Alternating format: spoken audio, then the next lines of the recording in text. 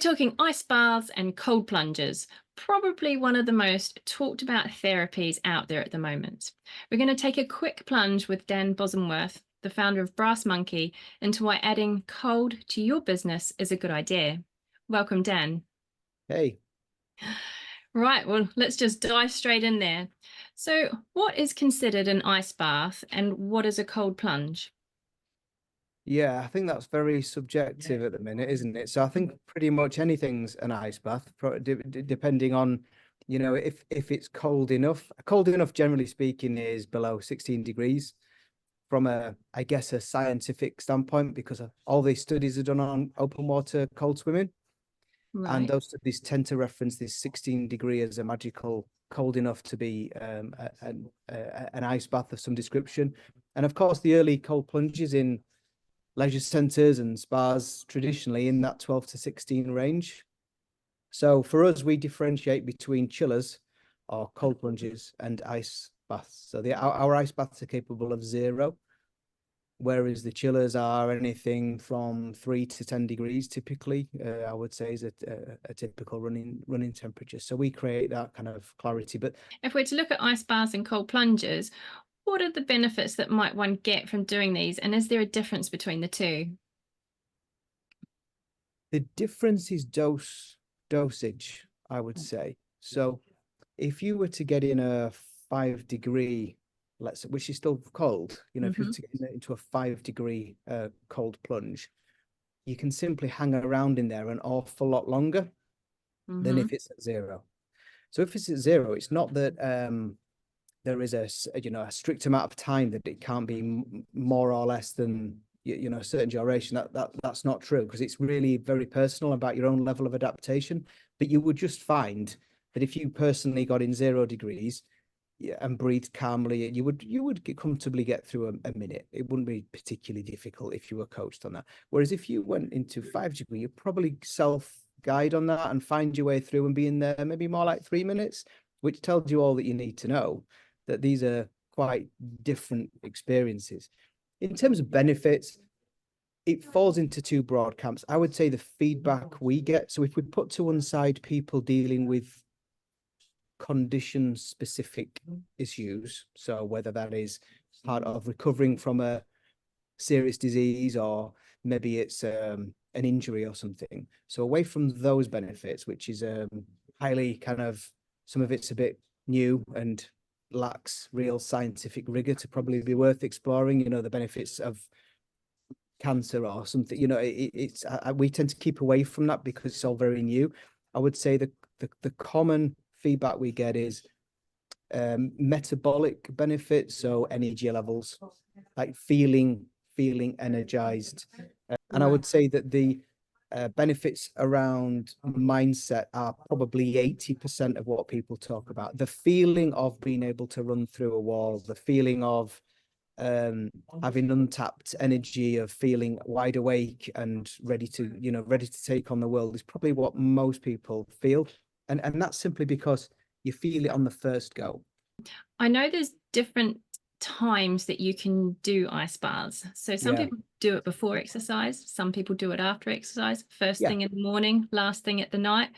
So is there a general rule of thumb? Yes, there is. Yeah. So following your circadian rhythm is the very short answer. For most people, it makes more sense to do cold plunging, dipping, whatever it is for you, in even cold showers, doing it earlier in the day rather than later. And that's simply because your body's warming up. So it's counterintuitive, really. When your body's warming up, if you go in something cold, your body wants to warm up more. As you head towards bedtime, you're cooling down. So if you go into cold water or cold showers later in the day, you actually start to kick on your own internal central heating when your body wants to cool down, ready for bed. That's not to say it's the same for everyone. So I know a handful of people that benefit from ice baths at night. Personally, for me, it's a disaster. So I wear an Aura ring. And so I know I can see that my the effect on me is not positive at all for sleep. But for other people, it works. But I would say, as a general rule, it's absolutely an earlier in the day thing. And what was the other part of that question? Sorry. So some, like you see with sports, people do it after sport. Yeah. So There's some really interesting studies on that. So some of the newer science is starting to show that, particularly for men, the benefit of being able to do ice baths pre-workout for resistance training increasing in testosterone production. So if you're into kind of the whole weightlifting thing and kind of being stronger, whereas we know that if you go in an ice bath after resistance training, you actually negate much of the benefit of doing the workout in the first place, because the central benefit of taking an ice bath is really anti-inflammation. You are on a systematic level, kind of whole body level. You're managing inflammation. You're reducing that. If you're resistance training, you're trying to create a positive inflammation to tear muscle tissue and repair and grow and be bigger, stronger. So you negate that. You negate all that hard work. Whereas it's interesting that if you try, and I encourage people to play with this, if you try doing an ice bath before endurance training, there is certainly a benefit in how much more up for it you not only feel mentally, but in terms of endurance. So it's kind of how you feel, kind of leg power if you may be cycling or something like that. And I've personally found that to be the case as well. I can increase my output significantly on my Peloton, measurably, if I ice bath first versus if I ice bath afterwards. And that's because the cold increases mitochondrial biogenesis, which is effectively the little batteries that are in all of our cells. You make more of them. And the more you work out and incorporate ice baths, you increase the amount of mitochondria that are generating energy at a cellular level. Fantastic. I think a lot of people are going to find that interesting, because we always just see people doing ice baths after exercise. So thank you for that information.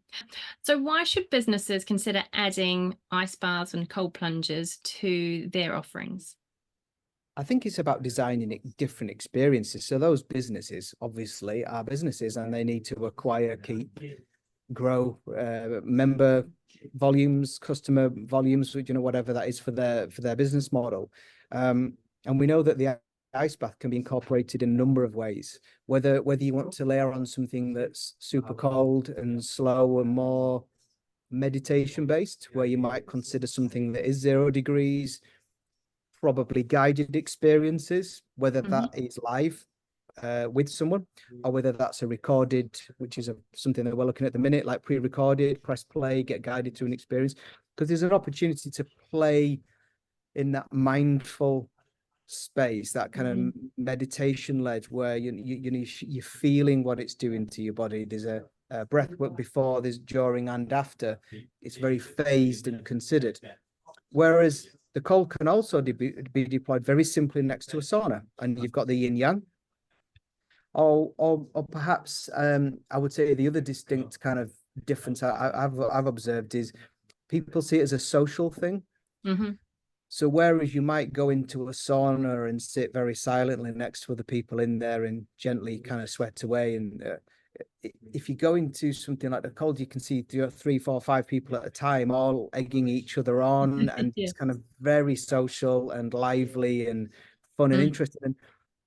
And for me, from a business point of view, we know the category is growing and of interest, and that science is really growing now, which kind of obvious, really, in terms of what you should incorporate. Certainly the science supports cold water immersion above cryo, and cryo is already pretty popular and hyper expensive. So for me, with the benefits of the ice, cold water immersion specifically, over that is it's social. We can all get involved and kind of laugh at each other or support each other in equal measure.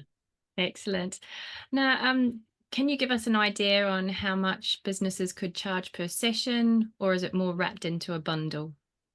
I think it again depends on your business model, doesn't it? We know people that are charging anywhere between £15 and £25 a session. That would mean that one of our units is paid off in around 4 months. Amazing. So it's a no-brainer if your business lends itself to that.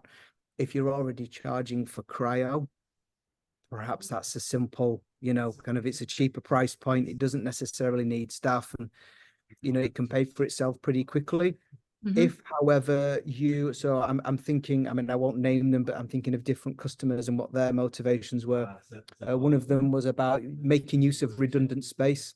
So square footage on premises that are just not being used, that are in relevant spaces, to place an ice bath and start to turn really individual practices into more of a circuit experience. Yep.